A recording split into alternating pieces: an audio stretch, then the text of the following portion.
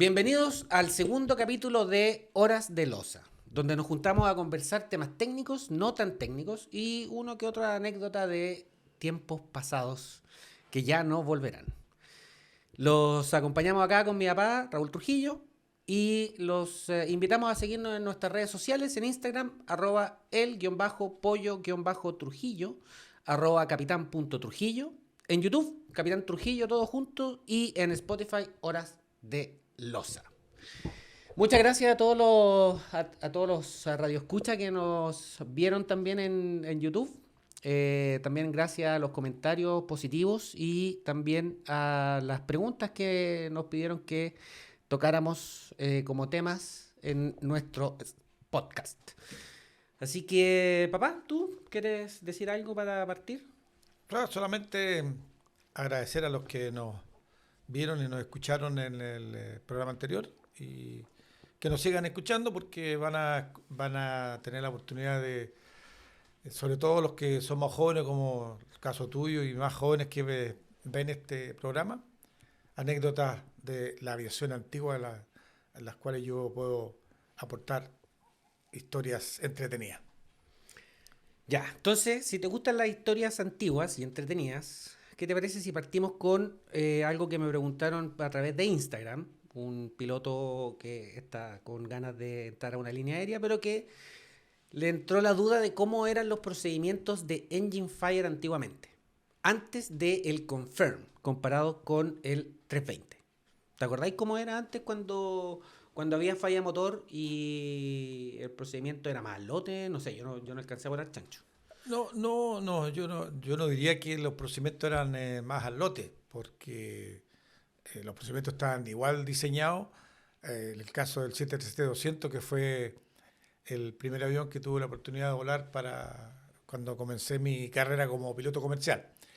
Eh, por supuesto que no existía la técnica que tenemos hoy día, donde estamos leyendo el procedimiento prácticamente. Ujú. En Airbus, ¿no es cierto?, estamos mirando el ICAM y en Boeing se llama EICAM, EICAS. EICAM, Ujú, ¿cierto? Acá no, acá eran procedimientos de memoria, ujú. pero como procedimiento en sí era muy parecido. Quizás la palabra confirm no existía, Ya. pero igual antes de cortar un switch o cortar un engine master había que no confirmarlo, sino que generalmente el, eh, el pilot flying, cuando se ejecutaba el procedimiento, colocaba siempre la mano en el opuesto o en el bueno, Ujú. que Pero, era, pero eso tampoco era un procedimiento, sino de que eso era una buena práctica. era una buena práctica para evitar. Yo incluso que diría que hoy día también se hace. Hay algunos que todavía lo hacen antes de cortar un motor, de asegurarse, digamos, de proteger el El bueno. bueno. El bueno. Ujú. Eh, por lo tanto, digamos, es buena práctica desde hace mucho tiempo.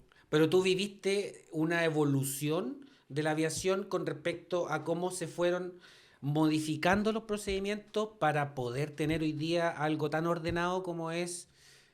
Boeing también tiene listas de papel, Airbus también tiene listas de papel, los dos tienen EICAS, pero en caso de falla de motor sin algo, no sé, pues una pantalla que te diga qué hacer, me imagino yo que el 737-200 también evolucionó a el Confirm en algún minuto. Sí, yo creo que sí. Yo, digamos, no, dejé de volar hace muchos años Boeing, pero mirando, había estado revisando ayer los procedimientos, digamos, Boeing, ¿Mm? y y en las listas también aparece el confirm. Ya, En pero el, son listas nuevas, po. O sea, eran Correcto, listas que obvio, evolucionaron, po. Tú, obvio, tú viviste correcto, la evolución del no confirm al confirm. obvio. Ahora, no, el procedimiento de falla motor, de alguna forma, por lo menos lo que vi yo, que Airbus como que hizo un procedimiento muy ordenado con respecto a la falla motor. Boeing en esa época también tenía un procedimiento ordenado con respecto a la falla motor. Sí, también está ordenado, pero la diferencia está en que no tenías la ayuda no tenías, digamos, la pantalla que te Claro, estaba. tú eh, tenías una falla motor en el despegue. Como siempre en los simuladores se practica cuando es una falla motor en lo más crítico, B1. ¿Sí? Ya, Airbus dice, B1, go, 12,5 grados de pitch, positive climb gear up, 400 pies y camachos. Y ahí se parte el procedimiento. Thrust lever 1, confirm, idle, engine, master off, confirm, confirm. Y está todo ordenadito y sale todo bonito. En Boeing, en esa época, ¿era igual? O sea, estaba ordenado, pero de memoria. Te vuelvo a repetir. Aquí tú tienes una pizarra, o ¿cómo le llaman así cuando en las obras de teatro te ponen ahí Ah, ya, un apuntador. un apuntador? Ujú. Bueno, aquí hoy día tienes un apuntador, antes no estaba el apuntador, pero igual tú tenías que cumplir con el procedimiento que estaba escrito, que te lo tenías que saber de memoria. Era un recall item. Y te recall, de todas maneras, ¿sí? Recall item. Y ahí tú despegabas y daba lo mismo a la altura. Tú decías ahí engine fail. Yo me Correcto. acuerdo en Boeing se llamaba engine failure, severe damage or separation Separation, sí, checklist. correcto, sí. Sí. Pero el procedimiento era como lista de chequeo era muy parecido, con la diferencia, como digo, que no tenías la ayuda que tienes ahora. Pero el procedimiento, si yo mal no recuerdo, en el chanchito, claro que las potencias, los motores no eran tan. Estamos hablando de un motor, digamos, un Pratt & Whitney, un PT6, ya no me acuerdo cuál era la sigla. JT8D, Juan tiene 8 dedos y 15 manos. Eh, si bien es cierto, la potencia te provocaba un Joe, pero no al nivel de hoy día por la potencia que tienen los motores. Sí. Por lo tanto, si el procedimiento era muy parecido, habría que, digamos, antes de conectar el autopilot, había que estabilizarlo y conectar el autopilot y seguir con el resto del procedimiento igual. Ya. O sea, no es que fuera tan desordenado, ni mucho menos. Ya, pero la pregunta apuntaba, lo que me preguntó el colega a través de Instagram, era con respecto al fuego. Porque el fuego es distinto, una falla de motor es algo más manejable, en el base de su landa SAP en ámbar, no requiere tanta urgencia. ¿Cómo era en esa época el manejar un fuego de motor? A ver, yo diría que el manejar un fuego motor, estamos hablando de la época, te vuelvo a insistir, del chanchito 200, a un fuego motor hoy día en un 320 es lo mismo. ¿Sí? Es lo mismo. Ya, Los pilotos cometen exactamente el mismo error. ya. El mismo error. Porque cuando tenemos un incendio de motor después del despegue, que es un aviso solamente, porque acuérdate que es un aviso sobre temperatura, y no ha habido falla o no ha habido un daño severo, el avión está con potencia en los dos motores. Sí, po. No tenéis falla de motor todavía. No hay falla de motor todavía, por lo Fuego tanto, en el motor. fuego en el motor. Y los pilotos se demoran en aplicar el procedimiento porque al parecer, ¿no es cierto?, el famoso, el efecto sorpresa, el tal efecto, ¿no es cierto?, se produce por el alarma, digamos, la campanilla de incendio. Y eso como que los desenchufa un poquito, los saca del esquema. Ujú. Y yo te puedo contar, ahora sí que para proteger a los inocentes no voy a dar nombre, pero en un chequeo de ascenso a capitán, me tocó en Miami, en el simulador que era de Aerolínea Argentina, que ya lo habían charlado a Miami, que era uno de los primeros simuladores antiguos con 6 ejes, y estábamos con el inspector de la Dirección de Aeronáutica y estábamos trabajando en el área de Punta Arenas. Incendio motor al despegue y por supuesto que el capitán que estaba a la izquierda en su chequeo de ascenso no hizo nada. Canceló la alarma y siguió para arriba. Se notaba un poquito de descontrol del avión, pero el descontrol no era del incendio, pues, insisto, solamente fue un aviso. Y se demoró tanto en aplicar el procedimiento que el inspector de la DGS se me acercó a mí, porque estábamos los dos atrás, me dice, ¿este es un procedimiento nuevo de la DECO, me dijo, para atacar el incendio? Yo no le iba a mentir al inspector, yo tenía la confianza suficiente con el inspector, lo conocía. Claudio Palma, lo puedo nombrar porque fue un excelente profesional. Y lo miro y digo, no, pues no es un procedimiento, no. Por supuesto que hasta ahí llegó el chequeo. Ah. Y después en el debriefing, el inspector le preguntó al piloto que por qué se había demorado tanto en atacar el incendio y la respuesta fue es que el avión estaba un poquito descontrolado. Con O dos sea, motores. o sea, el que estaba descontrolado en el fondo era él. Ujú. Él, digamos, se sobrecontroló con el aviso. Por eso te digo, y hasta el día de hoy, generalmente los pilotos se demoran demasiado en iniciar el procedimiento de incendio de motor cuando es sin daño. ¿Tú recomendarías a un colega que está volando actualmente en línea aérea a tomar el incendio en la carrera de despegue como un despegue normal con dos motores, rotar a 15 grados en vez de 12,5?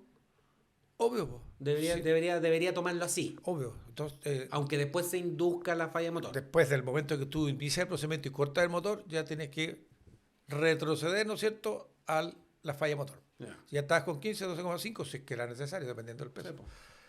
Pero eso, yo, digamos, los briefings, las presentaciones que tengo cuando trabajamos con este ejercicio, siempre le digo a los pilotos, yo, si tienes un aviso de incendio sin daño Ujú. y el motor está funcionando, 15 de pitch, po. ¿Para qué le pones 12,5? Claro, y con 15 bits te despegáis más rápido del Obvio. suelo y podéis poner el piloto automático antes y después cortáis el motor con el No. piloto automático gobernando todo. Y lo otro que ocurre normalmente también es con esta falla de incendio motor en el despegue, es que se olvidan el tren.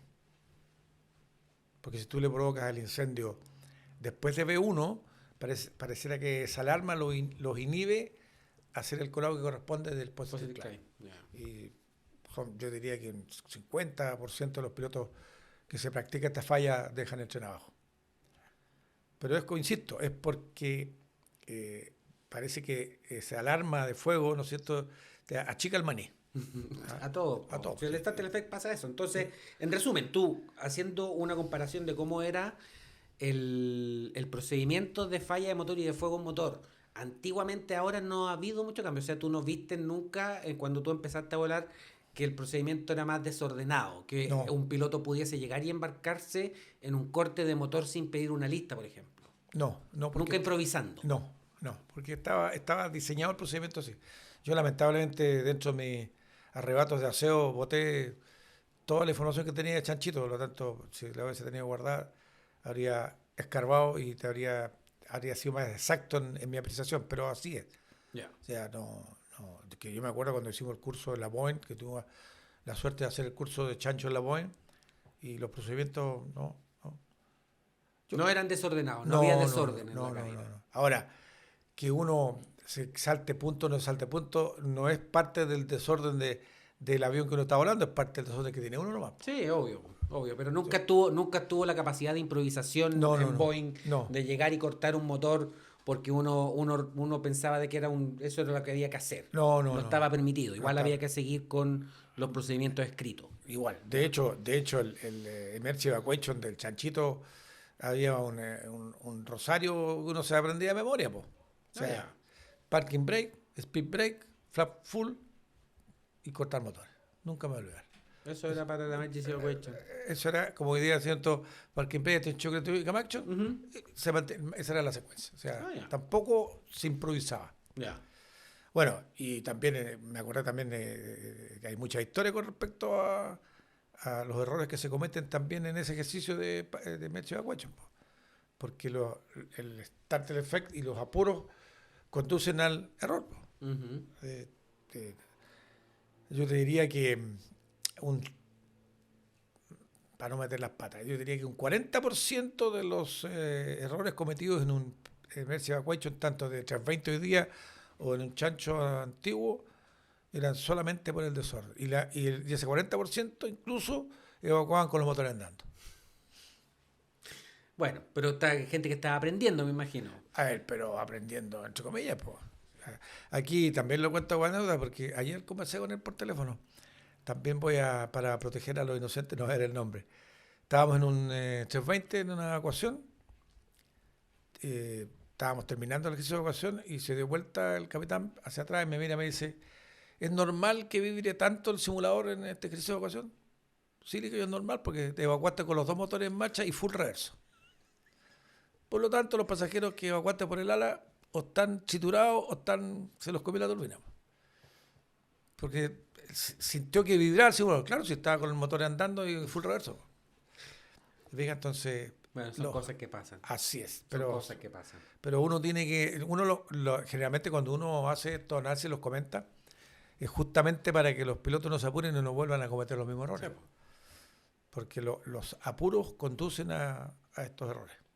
Ya, si te apuráis. Quiero tocar el tema como haciendo algo más fluido en caso de falla motor. ¿Toga o flex? Toga o flex. También este tema del toga o flex, también tuvimos muchas, no discusiones, sino que conversaciones cuando recién llegaron los 320. Ya. Porque ellos, digamos, recomendaban no usar toga. Ya. Hasta que llegó un momento que se hicieron las averiguaciones al respecto y efectivamente sí se puede usar toga. Lo que pasa es que, para aclarar un poco el concepto entre el toga y la flex, flex en el término Airbus, porque claro, sí. Boeing habla del De rateo. del ¿no es cierto? Sí, aquí, digamos, lo que pasa es que, es más, Airbus recomienda que en la línea en algún momento los aviones despeguen con toga Ya, cada cierto tiempo. cada cierto tiempo para probar cómo se está comportando el avión con full potencia. Si el hecho de no usar toga es porque los motores dicen que envejecen más rápidamente Sí. y se reduce la vida útil del motor, pues. Y al usar potencia reducida se alarga la vida de los motores. Esa es una de las causales. Pero en todos los cálculos de performance, Ujú, de despegue, con o sin temperatura asumida, ujú. siempre y cuando, ¿no es cierto?, usemos bien las tablas, antes que eran de papel y hoy día los tenemos en el Fly Smart, están considerados, digamos, con Flex, Ujú. está considerado que el avión cumple con el segundo segmento. Sí. Está Dependiendo. certificado de esa forma. Está certificado, digamos, de esa forma. Pero si tú tienes esa potencia adicional disponible, ¿tú recomendarías usarla? Absolutamente sí. ¿Por Ya. qué lo digo? Porque con la experiencia que tengo de simuladores, porque, Ujú. digamos, como conversábamos la otra vez, yo tengo hartas horas de simuladores, tanto en Boeing como en Airbus. Cuando uno no usa toga en la falla motor, sí, el avión está cumpliendo, pero del momento que, dependiendo, por supuesto, siempre los simuladores trabajamos con distintos pesos, Sí, distintas po. temperaturas, Sí. distintas alturas en los aeropuertos. Ujú. Pero generalmente cuando uno usa el toga, se nota al tiro cómo mejora las performances del avión. Sí, Absolutamente. claro. O sea, estáis cumpliendo a cabalidad con lo que dice la normativa, pero es mucho mejor. Ahora, el problema está que hay que tener cierta precaución cuando uno usa el toga. Porque al usar toga, ¿no es cierto?, con una falla de motor, sabemos que a ese motor que está operativo le estamos poniendo más potencia y por lo tanto va a haber más yaw. Ujú. El avión va a ir hacia el lado, hacia el otro lado del motor que está desde el motor operativo. Sí. Por lo tanto, hay mucho más yaw. Entonces uno siempre enseña técnicas, po. No está enseñando chiquiñuelas como le pueden llamar algunos. Yo siempre digo a los pilotos, cuando tengan una falla motor al despegue, si despegaron con flex, dejen la flex, estabilicen y una vez que conectaron el autopilot, toga. Ya. Porque el trabajo de la estabilización la va a terminar el autopilot. Ujú. O sea, estamos, digamos, reduciendo un poquito la carga de trabajo. Ahora, ¿tú has notado alguna diferencia circunstancial en cuanto a la performance como para recomendarle a un piloto que está empezando a ver el curso de 320, por ejemplo? ¿No es mejor de repente que el avión ande un poco más lento en el ascenso con falla motor para que dé más tiempo para poder hacer todos los procedimientos que hay que hacer? El attention crew, el motor asegurado, poder activar el secondary flight plan. Y el hecho de ocupar flex te permite tener el avión un poquitito más lentito, un poquitito más controlado. O con toga no es tanto más la diferencia. Es que depende del peso. Si esto es relativo. Si yo, estamos hablando, tú te refieres a pilotos nuevos. Sí, po.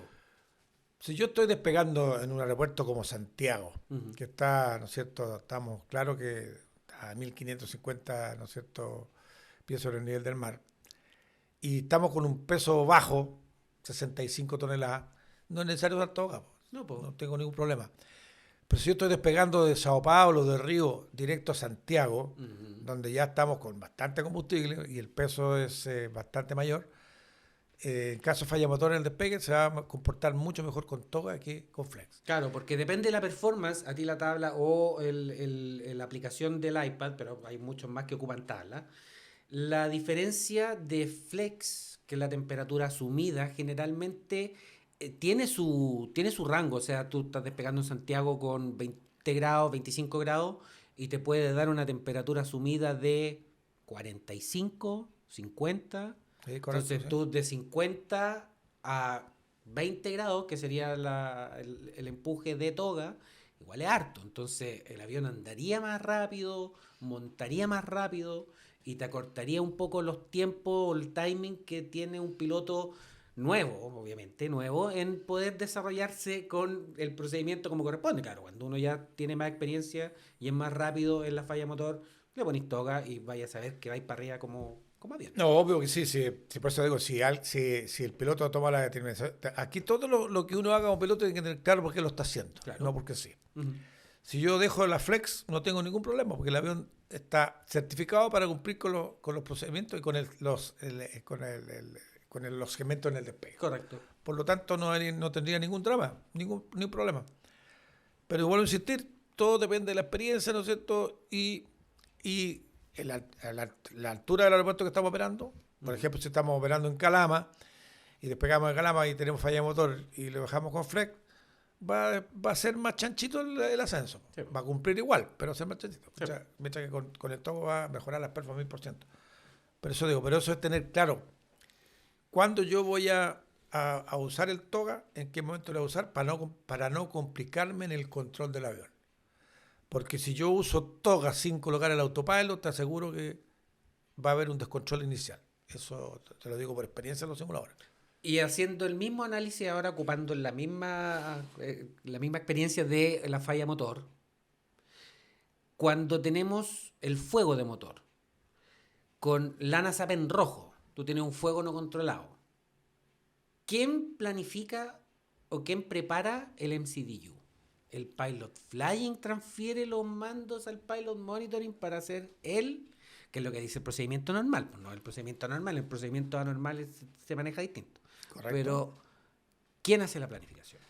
A ver, sí, hay que tener claro también, ¿no es cierto?, de que hay manuales que dicen una cosa, que sugieren un procedimiento, pero aquí está la experiencia del piloto también. Sí. O sea, indiscutiblemente que si tenemos nosotros un incendio motor después del despegue, y estamos hablando de un incendio motor no controlado. No controlado, que ya no se te apaga. Ya nos apagó. Ajá. Por lo tanto, si tenemos que salirnos de la normativa o de la línea que fija Airbus o el SOP de la TAM, el que sea, yo me puedo salir, de todas maneras.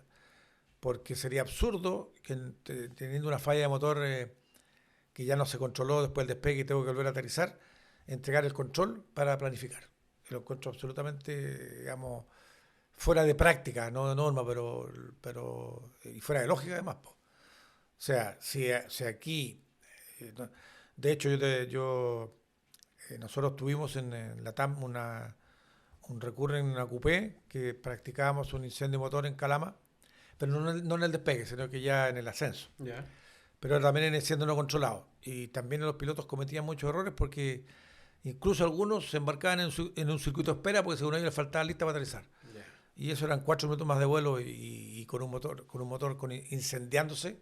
Uh-huh. El tiempo, de acuerdo a lo que hay por ahí, la literatura, creo que son como entre 15 y 7 minutos que aguanta el avión sin quemarse completo, sin desintegrarse. Exacto. Por lo tanto, en este caso específico de este tipo de falla, el que debiera planificar aquí es el PM. Yo recuerdo que... Y además, y también importante, o sea, si yo estoy controlado como PF y sé qué velocidad de usar de aproximación, si el PM no me ha terminado de planificar, no tengo nada que esperar que planifique, yo tengo que aterrizar. Exacto. Y hay un término que uno tiene que aprender de la experiencia de los otros. En el CAE habían unos instructores argentinos muy profesionales y me tocó mucho a mí también chequear ahí, hacer unos maneuver validation, donde un par de instructores argentinos usaban un término: incendio no controlado de motor al suelo. Entonces le dije yo, pues, al suelo, a ver, aclárame el término, que al suelo. ¿Al suelo significa que me voy a tirar para desconcharme al suelo? No. Al suelo porque hay que aterrizar donde sea. Uh-huh. Si estoy muy lejos de la pista y tengo una carretera, ahí tengo que aterrizar. Porque el tiempo que me demore en estar en tierra va a significar que salve a 40 y no se mueran 180. Claro. O sea, ese es el concepto. Por eso que es válido en este ejercicio de, si yo me tengo que devolver, salirse del esquema, hay hand control, yo juego control, porque eso está de más. Ya. Yeah. Eso está de más. Yo recuerdo que cuando volaba 767, un colega instructor, amigo tuyo de Valdivia también, que don Marcelo, para no decir su apellido, él me mostró un video que tenía él guardado que se llamaba Los niños de la línea magenta, que es la línea que ocupa Boeing, Entonces, que hablaba un capitán muy, muy antiguo de que si había que hacer un cambio de pista, el, las generaciones nuevas como la mía se iba de inmediato al FMGC o al FMGS a cambiar la pista. Pero si usted es visual, podéis tirarte visual. En el caso de Airbus, igual hay que hacer cierta planificación porque el avión tiene que estar en modo approach. O sea, tú no te podés saltar en modo approach. Ujú. Pero no habría ninguna limitación en no tener una pista. No tener la pista a la que estáis aproximando visual. Si tú estás yendo visual, te pegaste a Santiago y estás aproximando a la 35 derecha. No es necesario tener la pista 35 derecha en el MCU. Solamente tener activada la fase de aproximación, autopilot Eso, off, eso flight es, director soft, perdón, eso, halfway track, chao. eso es revertirse a volar a la antigua, Claro. que les cuesta mucho a los pilotos hoy día. Eso es revertirse a la antigua. Pues, es como las Golden Rules de Airbus. Pues, Sí, si el pues. avión no está haciendo lo que quiere, lo degrado hasta la última grabación, pues, y lo vuelvo manual. Pero no te podrían cuestionar por hacer algo No, pues, así. porque lo que estoy haciendo yo, ¿no es cierto?, es por una necesidad o por una prioridad. Ajá. Si tengo tiempo, lo puedo hacer. Pues. Ya. No tengo ningún problema. Pues. Si estoy en tráfico visual, me alargaré, ¿no es cierto?, en ese tráfico visual para darle tiempo al PEM para que me planifique y tener la información que necesito en el PVT. Ya. Pero si la situación amerita no hacerlo, Ujú. la evito, pues, obvio. No es necesario. No, pues no es necesario. O sea, pero eso insisto, no hay que cuadrarse. Bueno, yo siempre se lo digo a los pilotos. Aquí uno practica falla de FCU doble y si algunos se quieren bajar del simulador, pues, o sea, de verdad, sí.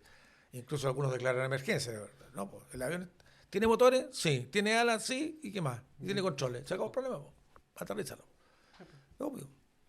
Sí, ese es el punto, tener claro de que la automatización es una ayuda importante, Claro. pero si me falló la automatización, yo tengo que tener la capacidad para volar a la antigua. Po. Pero, Ya, con falla de doble FCU tú quizá no podríais seguir a destino porque no podríais pasar RBCM, porque obvio, no tenía obvio. automatización, pero tampoco declaré emergencia porque el avión está volando básicamente bien. Bueno, de hecho y te lo digo por experiencia también, de hecho, en los simuladores uno de repente con este tipo de falla, los pilotos se demoran en aproximar para que les completen el MACD. Po. Yo le digo, ¿para qué te van a completar el MACD? Si en este momento no tienes nada. No, pues. No hay autopilot, no hay fly directo, no hay autotras. Por lo tanto, vuélalo a la antigua, lo que tengan en MACD es una ayuda. Sacaste la velocidad, aterriza. Sí, Y pues. empiezan a cortarse las venas con el MACD innecesariamente. Ya. Me parece estupendo. Pero lo importante sí es tener claro por qué yo me estoy saliendo y uno lo puede brifear, comentar po. por qué Exacto. lo está haciendo. Sí, sí, está bien, ¿Sí? me parece. Y una duda que nos asaltó ayer en un turno del simulador. ¿Cuándo se hace la frustrada de una aproximación? ¿En el map? ¿En la mínima en una ILS? ¿Cuando hay una aproximación desestabilizada a los 1000 pies se hace la frustrada? Si se pierde la señal del borde durante la aproximación, en el minuto que la perdí, ¿hago la frustrada? ¿Cuándo es que corresponde hacer la frustrada? A ver, también, digamos, uno podría equivocarse en la respuesta, pero si yo tengo, tú mencionaste ahí, si yo tengo una aproximación no precisa basada que tiene como requisito el DME, Ujú. y a mí me falló el DME a 4 millas llegar al bord, voy a frustrar en ese momento porque iba a llegar a la mínima. Donde dice, salvo que hayan cambiado la anotación, no me consta, donde dice que yo tengo que llegar a la mínima para frustrar. Porque la aproximación, por ejemplo, la aproximación BOR tiene un Missed Approach Point. Es un punto de la frustrada. Es un punto de la aproximación donde se debe realizar la frustrada. Pero es hacer los mínimos. Claro, uno debería llegar al Missed Approach Point en los mínimos. Sí, po. Pero uno puede frustrar ante una aproximación. Sí, po, y El tema es, por ejemplo, nosotros estábamos analizando el caso de Santiago, que Santiago tiene tráficos visuales que cruzan por sobre la torre de control. Y esos tráficos, no me acuerdo a cuánto era que cruzaban, a 5000 creo. Si un avión hace una frustrada antes, puede llegar a los 5000 antes, pues puede haber un conflicto ahí. No tendría por qué haber No conflicto. debería. No, po. Ya. No, porque eso se discutió. El cruce era a 5000 el visual que hacían los aviones por el aeropuerto. Sí. Incluso Aeronáutica probó, lo hicimos en un simulador, ya no me acuerdo, creo que fue Marcelo Canobra, que el avión, digamos, Porque si yo fruto los 4.000 en un 747-400, los 5.000 lo voy a pasar soplado para arriba. Sí, po. Y la frustrada es a 5.000, no es a 6.000. Sí, po. Y por eso que Airbus ahora cambió los conceptos. La discontinued approach. Sí, Bueno, pero tenéis que estar por sobre la altitud por del eso digo, pero Rodarround para cambio, hacer un claro, pero discontinuo. el término cambia cuando estáis sobre o estáis bajo. Ajá. Pero ese es el concepto. No es, sí, también se conversó mucho eso. Yo tengo que llegar a los mínimos para frustrar. ¿Por qué voy a llegar a los mínimos? Ser absurdo porque estoy consumiendo combustible por las puras. Claro. Obvio, si yo perdí el DME y mi requisito, y estoy en IMC, perdón, yo no tengo por qué esperar a llegar a los mínimos para frustrar. Po. Si yo sé que tengo que irme a la alternativa o tengo que hacer otra nueva aproximación, ¿por qué? Porque falló la información del DME del equipo de tierra. Claro, ahora sí, me acuerdo yo que en algún simulador yo escuché una crítica, que no me acuerdo si era mía o mi colega, que nosotros alcanzamos en Concepción, llegamos a la... No, fue en Santiago. Llegamos a la mínima y frustramos. Y el inspector nos dijo que no debimos haber hecho eso, que debimos haber volado la mínima hasta el borde y en el borde debimos haber frustrado. Ya, pero ¿cuál fue la causal de la frustrada? Que no teníamos la pista a la vista. Ah, sí, pues, pero ahí está el concepto del Visa Prespond, del map. Po. Porque si el punto de frustrar, el caso de la Bora, la 35 derecha de Santiago, está en el BOR, aunque esté IMC, yo no puedo frustrar antes. Po. Porque la frustrada está basada en el BOR. Sí, po. Sí, po. Y ahí en el borde tengo que frustrar. En el BOR sí, po. Obvio. Porque Si alcanzo la mínima, pero si yo estoy desestabilizado a los 1000 pies. Ah, bueno, si estoy desestabilizado, ahí está el concepto. Si estoy desestabilizado, discontinuo todo approach. Ya, Tal como dice el manual. ya, perfecto. Sí. Ya. Esa era la duda que nos había Y saltado. van a seguir las dudas porque hay 1.000 conceptos y ahí, ¿no es cierto? Hay que ver la normativa y la de GAC y todo lo que corresponda. Que sería, desde mi perspectiva, sería poco eficiente seguir, si estoy desestabilizado sobre los 1000, a los 1500 pies, a los 1000 pies AFE, estoy unstabilized approach, seguir descendiendo hacia la mínima, llegar al BOR y de ahí frustrar la aproximación es un gastadero de combustible. Obvio, por eso digo, no debiera, por eso si el concepto está claro. ¿Eh? Yo en ese momento debo aplicar el procedimiento que corresponde si estoy bajo la altitud de la frustrada. Ahora, ¿qué pasa si es que hay un tráfico en pista? El ATC me dice, estoy bajo los 1000 pies, estoy a 500 pies y el ATC me dice, tráfico en pista, frustre la aproximación. Tiene que frustrar, po. Frustra ahí nomás, no es que yo llegue hasta el Missed Approach Point y De hecho, la ATC te está ordenando que frustre. Sí, po. Sí, y la ATC lo puede hacer. Exacto. Me pasó. Así que lo sé. Ya, cambiemos a un tema un poco más relajado. ¿Cómo eran los despachos antiguamente en la DECO? Cuando realmente te despachaban un vuelo. Despacho en la DECO, entretenido.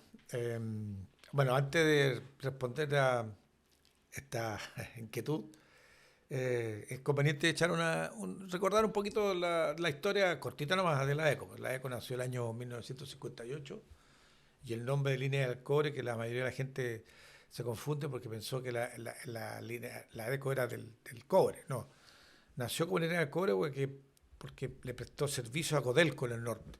Tenía contratos con Codelco de rutas, tarifas y otras cosas más. Y partió con 3 DC-3. Esos fueron los primeros aviones, 3 DC-3. Bueno, don Gerardo Peñigui, que en paz descanse, que era el subgerente cuando nosotros entramos en el 81, él voló este avioncito y era un piloto muy experto. Y bueno, el año 58, los primeros vuelos fueron Potrerillos, Calama, Antofagasta, digamos, prestándole servicio a la minera. Claro que después, no voy a decir la fecha, LAN le quitó estos contratos a la DECO y firmó LAN con Codelco. Pero la DECO siguió operando a Calama. Cuando se llamaba LAN Chile. Cuando se llamaba LAN Chile. Bien. La LAN. La LAN. Bueno, después del año 76, la DECO, porque hasta el 76 operaba en Los Cerrillos. O sea, la experiencia que tenían los pilotos de la DECO instrumentalmente no era mucha, porque jamás habían hecho un ILS, porque operaban en Cerrillo no tenía ILS, por lo tanto yo conversé con los pilotos en ese tiempo y no tenían ninguna práctica de ILS. Y el año 76, cuando se fueron con los DC-6, y fue coincidente con la llegada del primer 727-100 que tuvo la DECO. Que en ese es el avión que ascendiste tú. En el avión que ascendí yo, pero bueno, yo entré en el 81, específicamente en julio del 81, cuando la Deco tenía 3727 y un chanchito 200. Pero ojo que perdón, los chanchitos 200 eran nuevos de paquete. Ahí ingresamos 8 pilotos, voy a recordar con mucho cariño a Kiko Golzani, que en paz descanse, Willy Tier, está jubilado ya, Mario Fajardo, mi compañero de curso, que fue el que me llevó a postular a la DECO, él fue el que me llamó por teléfono que estaban necesitando pilotos. Cristian Larrabe, Jorge Larrañaga, Ronald Pick, Alfonso Ruiz Tagle. Y la suerte que tuvimos nosotros fue que hicimos curso en la Boeing.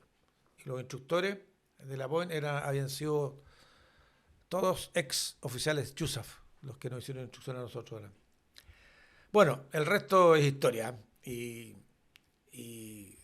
los despachadores no es nada nuevo, porque en la época de la AMLATAM también existieron despachadores, Sí. que estaban en la oficina. Era una oficina, yo diría, más cibernética nomás, porque en la época nuestra en la ECO las oficinas de despacho estaban en el área de aduana. Así que para nosotros cuando salíamos de los vuelos era un desastre porque nos revisaban entero la salida para salir del recinto de aduana en la camioneta. Y la gracia que tenía de operaciones que estaba la oficina tú subías la escala y al frente saludabas al subgerente, la oficina al lado estaba el gerente, más allá estaba el jefe de los técnicos y al fondo, al lado de la losa, estaba la sala de despacho. O sea, el gerente prácticamente no necesitaba llamar a reunir a los pilotos, porque todos los días se veía con todos los pilotos, además que éramos O pocos. sea, tenía de alguna forma un retén móvil ahí mismo. Ahí mismo, sí, Ahí pues, mismo tenía el de hecho retén la móvil. puerta estaba abierta, así que ahí, y de hecho pasábamos a saludar al tiro. Ya. Bueno, estaba de subgerente Gerardo Meñiguí, Pato Montero, que era jefe piloto, y don Agustín Brajo, de quien para descanse, que era el gerente de operaciones. Bueno, pero los despachadores eran los encargados, como todos sabemos, ¿no es cierto?, de entregar la planificación del vuelo, plan de vuelo operacional, para ver el combustible mínimo. En esa época, el mismo despachador que te despachaba era el que ploteaba la ruta y veía la aerovía, calculaba el combustible, o eso se veía en otra oficina. No, ahí mismo, ellos hacían todo. Ya. Ellos eran, como digo, era entretenido. Primero porque éramos pocos, entonces había un ambiente, como dice el espíritu de la DECO, había un ambiente familiar. Habían unos juniors ahí, que es importante, ya lo voy a mencionar, porque de los despachadores que yo te voy a mencionar, hay algunos que fueron capitanes, y de los juniors, unos fueron después jefe de base. Ah, ya. Ahora, la gracia, bueno, además que el despachador, aparte de todo eso, él iba después al avión a despacharte, a amarrar la carga y revisar todo lo que tenía que ver con el avión. Y además se caminaba por la losa. Si nosotros salíamos a la escala del edificio de operaciones y estaba el estacionamiento, creo que era como el 12 Bravo, por ahí en la época antigua del aeropuerto. Y tú no tenías problema de caminar a la oficina de Aro a pie, nadie te pedía identificación. Era amigable.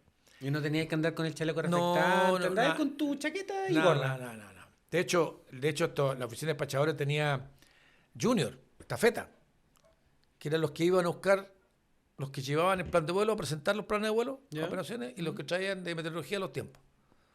Y ellos caminaban por la losita y volvían a la losa.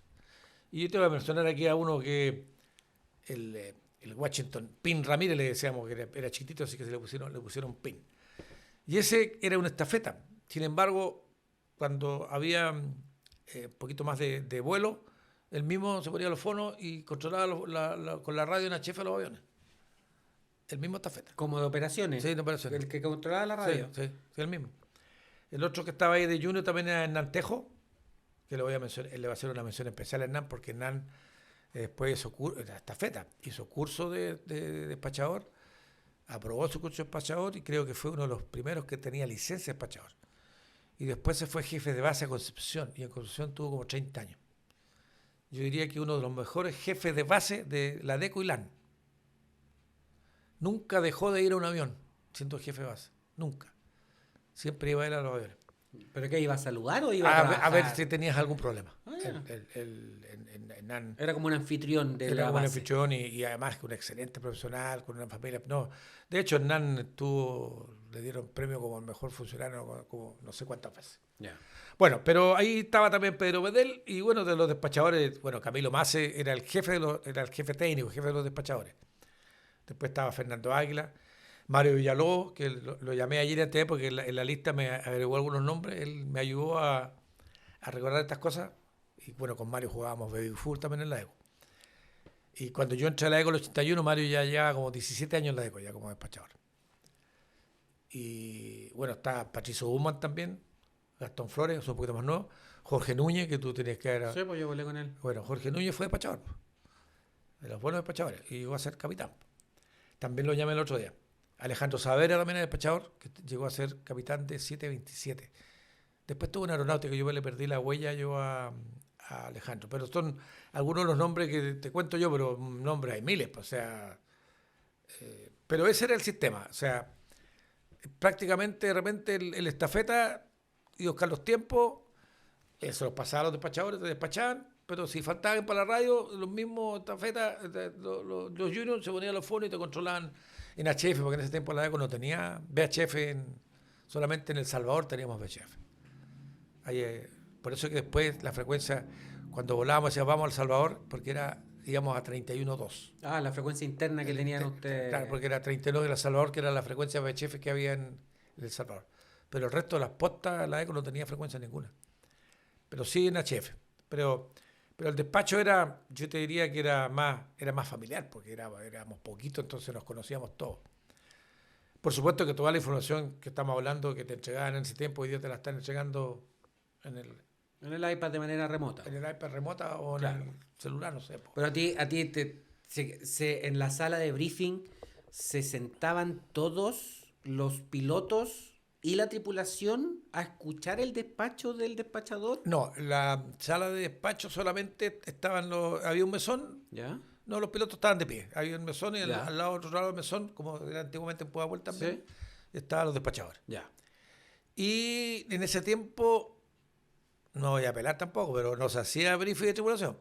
Ah, ya. Las tripulantes tenían una oficina un poquito más en el pasillo, digamos, antes de llegar allá, iba la jefe al preguntar algunos datos, nos íbamos todos al avión. Ah, ya.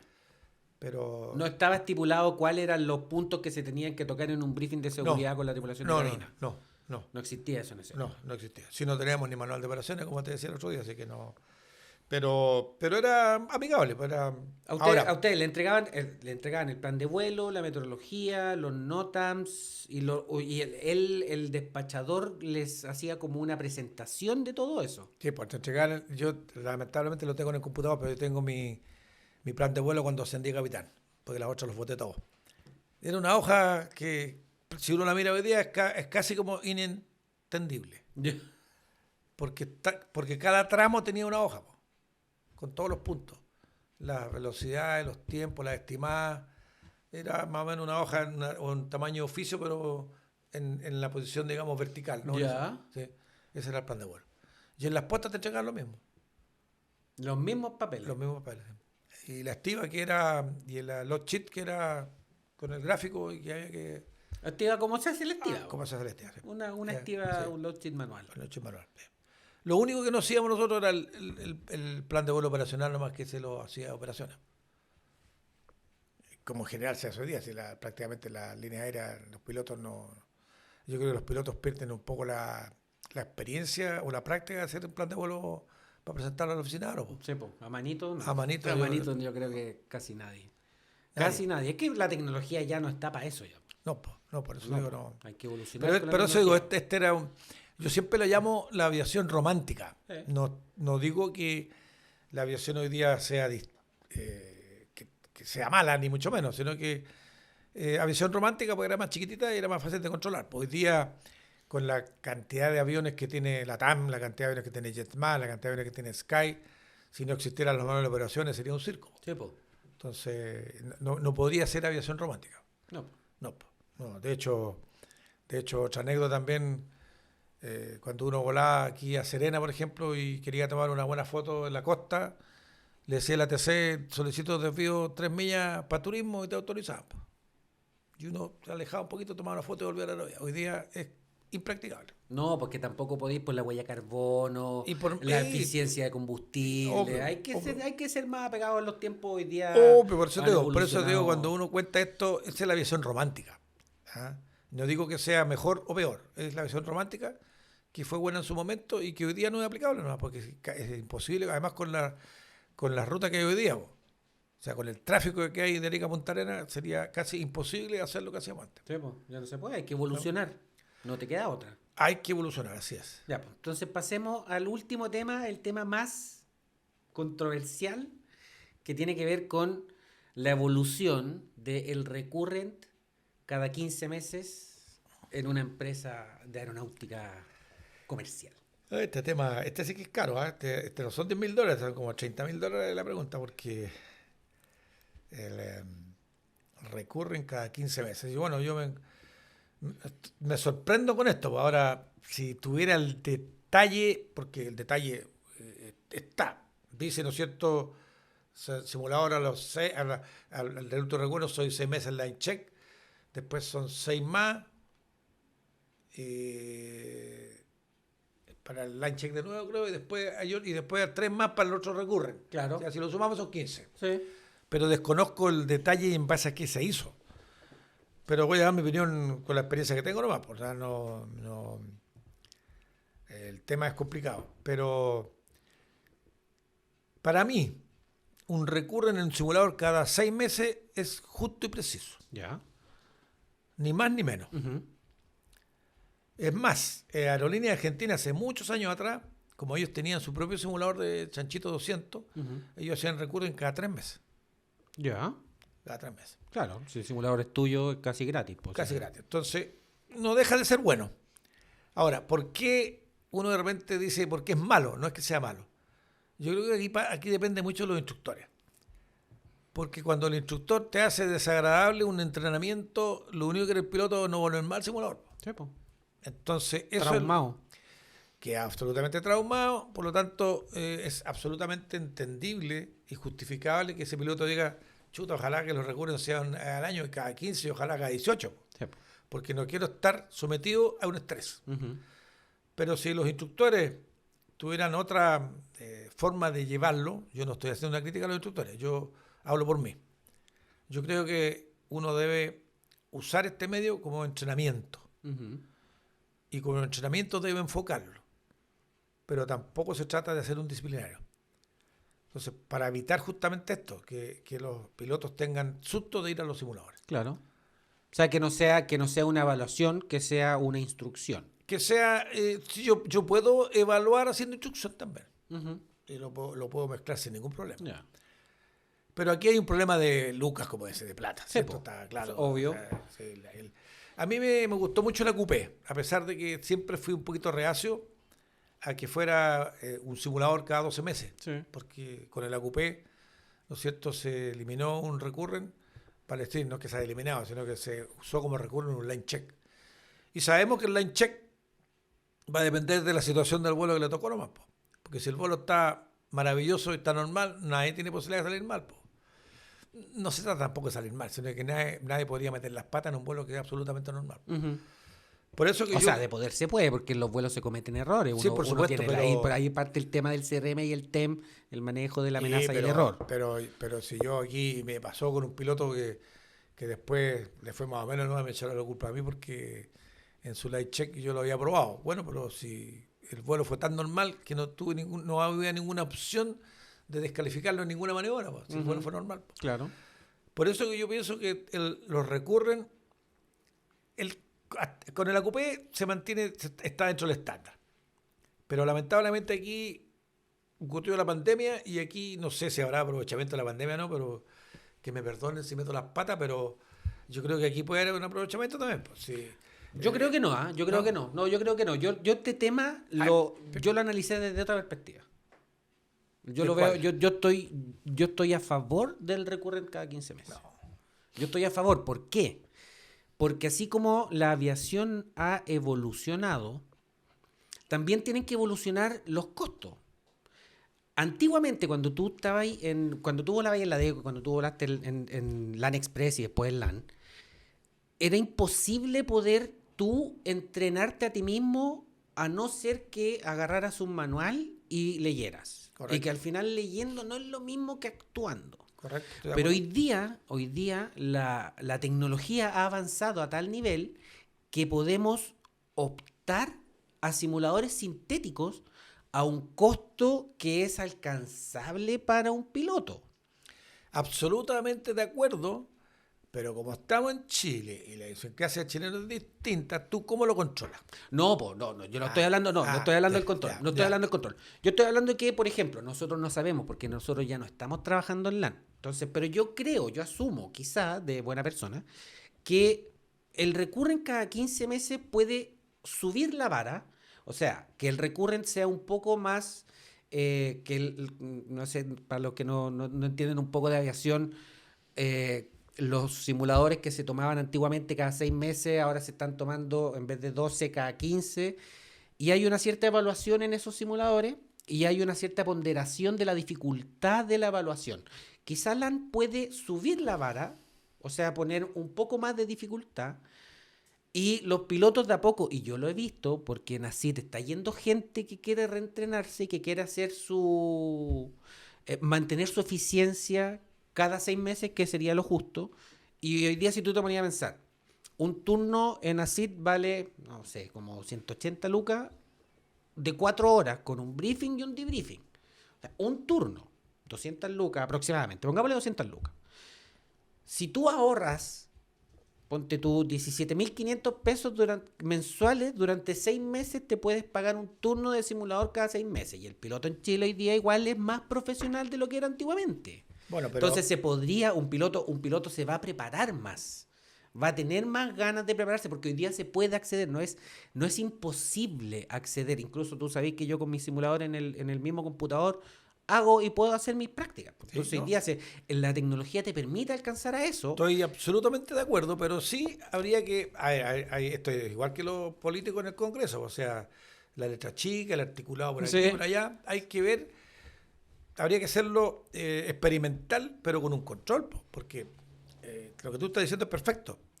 Hay pilotos que se van a pagar sobre el ACET, pero ¿cuántos?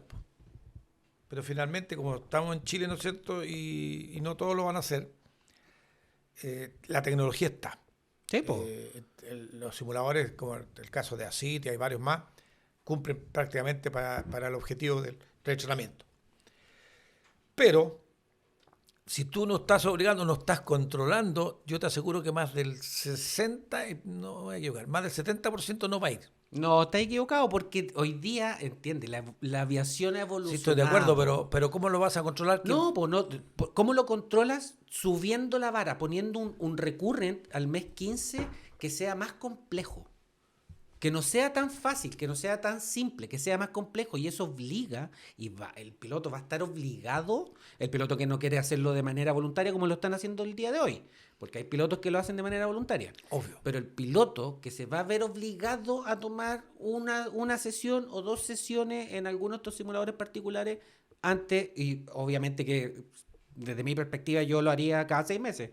Yo iría y pagaría cada 6 meses un turno en ASIT para poder practicar falla motor, doble hidráulica, doble radioaltímetro, Claro, no, si doble FCU. estamos de acuerdo, tú estás subiendo la vara es que yo no hablaría de subir la vara del chequeo, si los chequeos los recurren, por lo menos los que hacía LAN no eran pan comido tampoco, o sea, eran absolutamente para pilotos normales. Pero yo te insisto, que no todos van a ir, aunque tú les subas la vara, no van a ir, porque algunos dicen, voy a arriesgarme a probar sin pagar, porque aquí estamos hablando de que tienen que pagar. Sí, pero el costo es muy bajo. No, si estoy de acuerdo, si yo, Sí, pues, yo el estoy de costo es acuerdo. bajo. Pero habría que pagar Obvio. Porque piénsalo tú, ¿cómo sería para una compañía? Una compañía que hoy día LATAM, ya dijimos el nombre, para que LATAM pueda ser competitiva con las pérdidas, pero que sea competitiva con las low cost que son JetSmart y Sky. Y que al final ellos no pueden mandar a hacer por ejemplo, un interior completo de un avión con asientos prereclinados. Porque sería una inversión muy cara para poder mandar a hacer todos los interiores de los aviones con asientos prereclinados como lo tiene JetSmart.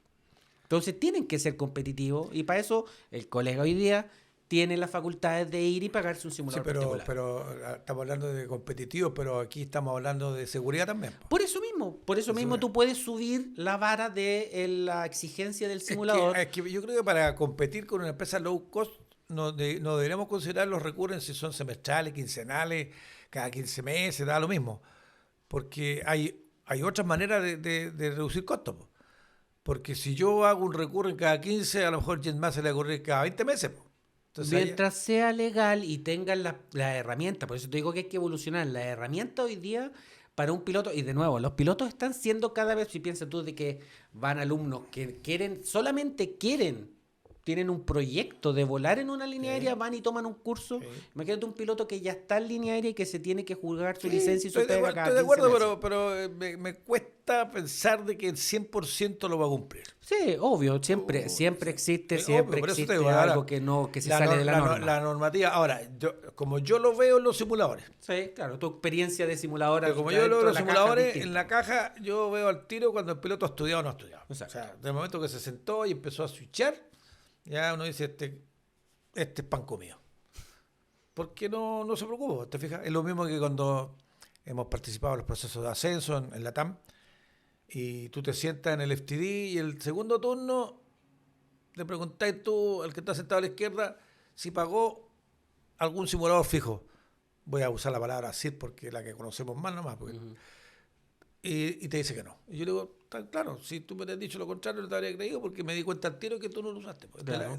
¿Te fijas? Sí, po. Se nota al tiro la diferencia, digamos, las millas adelantado que lleva comparado con el otro. Exacto. Entonces, ahí tú ya ves de que, siendo que se supone que el piloto se está ascendiendo, le van a pagar más, o sea, ganar más lucas, o sea, debería sacar un poquito los cocodrilos del bolsillo y pagarse sus turnos en estas empresas particulares. Po. Por eso te digo de que yo creo personalmente, nuevamente nosotros tenemos opiniones totalmente distintas, yo creo personalmente de que va a ser beneficioso para todos. Pero por eso yo diría que esto debería partir de forma experimental, porque si tú lo dejas definitivo ya, después esto empieza a marcharse como inercia. Ujú. Y te vas a empezar a dar cuenta después, a lo mejor aprobaron, no aprobaron, le costó más aprobar, lo aprobó así en punto bordeado. Entonces entramos de nuevo al tema, digamos, de la seguridad, que lo vamos a comprobar, ojalá nunca ocurra un accidente o un incidente. No va a porque- pasar nada. Pero yo como lo veo desde mi punto de vista, sentado en los simuladores atrás, veo de repente los pilotos que... o sea, Dale nomás, sí. veo de repente cómo están trabajando en el simulador y si han estudiado o no estudiado. Se ve al tiro. Entonces, por eso digo, el tema es complicado, no es fácil. Se murió otra vez. Préndela y apágala. Gira, eso, gíralo, eso, ahí, y de nuevo, gíralo de nuevo. Se nos volvió a apagar la cámara. Y estamos de cabezas. No, pero estamos bien ahí, estamos bien ahí. Ahora, ahí Ya. volvió. Sí. Ah, pero Ahí estamos, sí sigue grabando. Ya. Algo pasa, tocamos, yo creo que algo pasa, hablamos de LAN y se nos apaga la cámara. Aquí hay mano negra. Algo pasa que no podemos, bueno, pero nadie está criticando ni a LAN, ni a la TAM, ni a la Dirección de Aeronáutica, porque todos tienen algo positivo que entregar y estamos todos, y al final, hoy día, después de la pandemia, estamos todos remando para el mismo lado, de que la cosa sea eficiente, de que la cosa la operación sea segura, y todos reman para el mismo lado. Sí, Hoy día todos reman para el mismo lado. sí, ese es por el tema. supuesto, sí, yo estoy de acuerdo, pero insisto, cuando uno mete aquí, digamos, las lucas para hacerlo más económico, aquí para mí prima la seguridad. Claro. Aquí no se trata tampoco de tantas lucas. Ya, de hecho, yo cuando partió esto de la Coupé tenía mis dudas y hablé con los expertos y me decían no, porque el momento que aceptamos en cambiar el sistema para Coupé también le significó muchas lucas a LAN. Ujú. Pero uno tiene que empezar a analizar también pues, cuántas líneas aéreas en el mundo tienen la Coupé. Sí. Y Sí, resulta que- pero el hecho de que la media o la gran mayoría no lo haga no quiere decir de que sea malo. LAN, por lo menos la TAM, probó de que es un sistema que funciona y que sirve y que es imitable y que hay líneas aéreas que quieren migrar hacia ese sistema. Sí, pues, pero ojo, sí, pues cuando hablamos de Coupé la TAM, estamos hablando que eran una vez al año, pero eran 3 sesiones, un Sí, pues, eran FTD 3 días. y 3 días. ¿Qué es lo que pasa? Con la reducción de costo que ha logrado los simuladores particulares, como vamos a mencionar más, está ASIT, Stormflight, RentSim y otros más que no ubico, el hecho de que existan esas plataformas hoy día en la cual tú puedas ir a estudiar hace de que se abaraten los costos. Entonces, o cualquier empresa, no hablemos de LAN, hablemos de cualquier empresa, dice, ¿sabes qué? Nosotros vamos a hacer un día de evaluación. Un día. O nosotros cada 15 meses los vamos a sentar en la caja y los vamos a evaluar. Le vamos a hacer falla motor, le vamos a hacer doble hidráulica y le vamos a hacer una de generador. ¿Ya? Y el piloto tiene la responsabilidad él mismo de estudiar, de mantenerse al día, porque el piloto, como todos lo saben y todos lo hacen, se mantienen al día constantemente porque cambian los manuales, cambian los procedimientos y se busca un amigo con el que se lleve bien, pagan el simulador a media y van a hacer un simulador a los 6 meses y después van a hacer un simulador a los otros 6 meses y a los 3 meses tienen la evaluación. Sería el escenario ideal, po. No, si está, desde ese punto de vista ideal, pero pues, digo, hay que ver los resultados y ver tú si realmente se cumple la idea que tú estás proponiendo, que la encuentro que es buena, pero que el 100% de los pilotos pasen por ese proceso, tengo mis dudas. No, el 100% nunca, no existe el 100%. Pero no, pues no existe el 100%, pero pero hablemos del 99,9 periódico pero de con pilotos que lo van a el hacer. sistema Coupé antiguo, el sistema Coupé, el 100% está chequeado. Claro, pues, pero también no existían estos simuladores. Estos simuladores son relativamente nuevos. Sí, Estamos no, hablando de pues, 5 años que partieron así como full y que sea un simulador que hoy día realmente es igual a un avión. Pues, es igual no, a un simulador de miles de dólares.